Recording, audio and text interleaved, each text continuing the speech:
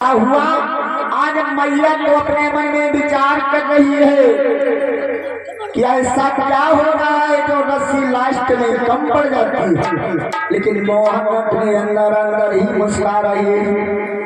आज मोहन अपने मन में विचार करने लगे कि जब देखा अब बहुत कुछ कोई माँ तो हैरान, तब बंधन में आप ही बंधे कृष्ण भगवान।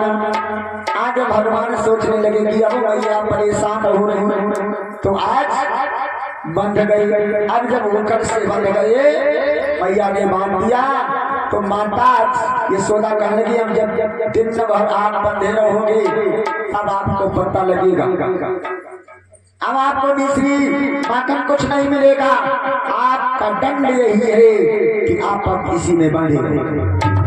इतना कह करके माता अंदर चली गई कुछ कार्य करने के लिए। अब भगवान ने सोचा कि चलो चलते ही भी एक कार्य करना है। क्या कि कोई भी कार्य हो उसका एक उद्देश्य होता है। भगवान प्रश्न उठता है कहीं कहीं पर तो भगवान जो है कृष्ण ने चोरी माखन की, भगवान ने गोपिकाओं के साथ में रहस्य किया, भगवान ओखर से बंधे, हर एक चीज का रहस्य भगवान ने रहस्य किया। आगे कथा आएगी, लेकिन रहस्य में केवल गोपिकाएं नहीं थी, गोपी भी थे। ऐसा नहीं कि उसमें गोपिकाएं ही थी, गोपी नहीं थे। समझने एग्जाम्पल के रूप में आप समझिए, जैसे आप लोग कथा सुनने के लिए आए हैं तो आप लोगों को किस शब्द से संबोधित किया जाएगा? श्रोता। भाई श्रोता लोग आए हैं कथा सुनने के लिए, तो आप लोग तो श्रोता हो गए। अब जो हमारी माताएं बहनें आए हैं इनको क्या कोई दूसरा शब्द होगा? इनके लिए भी वही शब्द है श्रोता। तो श्रोता एक शब्द क्या हो गया? संबोधन। उसी प्रकार से है गोपी शब्द संबोधन। गोपी हम आप भी बन सकते हैं। गोपी सोता है पीना, गोपी सोता है इंद्रियां और पी सोता है पीना। जो अपनी इंद्रियों को काम क्रोध लोभ मद इत्यादि का पान कर ले वही गोपी। जैसे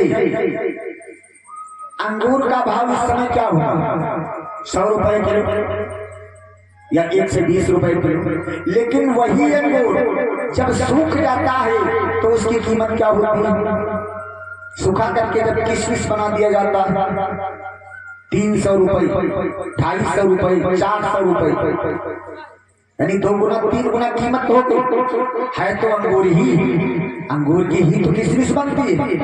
उसी प्रकार गोविंद से इंद्रियां और पीने से पीना, जो अपने अंदर के क्रोध को, अपने अंदर के द्वेष को, अपने अंदर के पाखंड को, अपने अंदर के लालच को दमन कर देता है, वही गोपी। सच्चिदानंद भगवान की ये आगे कथा आएगी तो और विस्तार से हम आपको बताएंगे। तो आज भगवान ओखर से बंध गए। किस कारण बंध गए? क्योंकि 2 व्यक्तियों का उद्धार करना है। कौन से 2 व्यक्ति? जो यमला आनंद के पेड़ बने हुए द्वापर युग में नंद बाबा के द्वारी पर खड़े हुए यमला अर्जुन के पेड़। तो आज भगवान ने थोड़ा जोर लगाया, ओखर लुढ़क गया। आज लुढ़काते हुए चल गए। कहां पर पहुंचे? जहां पर वो यमला अर्जुन के पेड़ खड़े हुए, बीच में ओखर फंसा। कुछ जोर लगाया, आज पेड़ जड़ से उखड़ गए। 2 दिव्य पुरुष, अब वो दिव्य पुरुष जो थे वो थे कौन? जो यमला अर्जुन हो गए थे। ये जो है कुबेर के बेटे थे और इनका नाम था मणि और ग्रीवा। ये एक बार की बात है कि जल में स्नान कर रहे थे वस्त्र विहीन होकर, मदिरा पान करके, शराब पी करके, एक दूसरे पर जल डाल रहे थे। और तब तक वहां पर से नारद जी निकल पड़ी। तो न तो नारद जी को प्रणाम किया और कुछ छींटे जाकर के जब नारद जी पर पड़ी तो ये नारद जी को अच्छा नहीं लगा। तब नारद जी ने श्राप दे दिया कि जाओ, हम तुमको श्राप देते हैं कि तुम जड़ हो जाओ। एक संत दरवाजे पर से निकला, लेकिन तुमने एक जड़ की वहां खड़े रहे, प्रणाम नहीं किया। मदिरा पान करके आज एक दूसरे से किलोले कर रहे हो, जिसकी छींटे हम पर पड़ रही।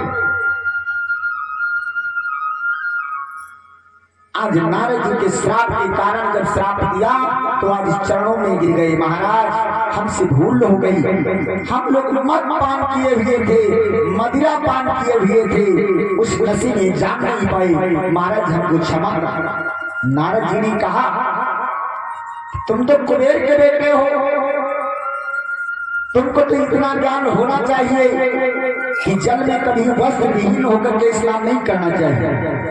और भैया ये सब की बात, कभी भी किसी नदी को जाइए, किसी तालाब में स्नान करने जाइए, कभी वस्त्र विहीन होकर के स्नान नहीं किया जाता। शरीर पर कोई ना कोई वस्त्र हो, और कभी भी किसी नदी में कपड़े नहीं धोए जाते।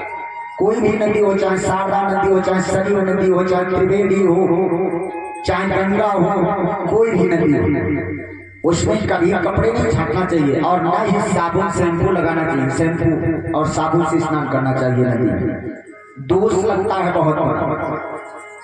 वो एक पवित्र गंगा है, कोई भी नदी हो उसमें सदैव ऐसे स्नान करना चाहिए और प्रणाम करना चाहिए।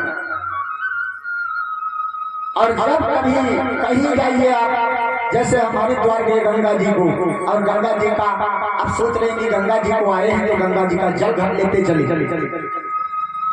तो गंगा जी का जल भी ऐसे नहीं भरा जाता है कि उठाए 10 रुपया 20 रुपए टिपिया ले ले वहीं और भर लिया लेकर के चल दिए।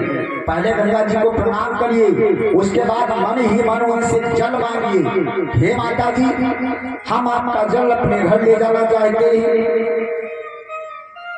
ये काम है, या ऐसे ही हम अपने घर ले जाना चाहते हैं यथा कला पूजा पाठ में लगाने के लिए आपसे विनती करते हैं कि आप अपना जल दीजिए प्रदान कीजिए, उसके बाद जल ले लीजिए।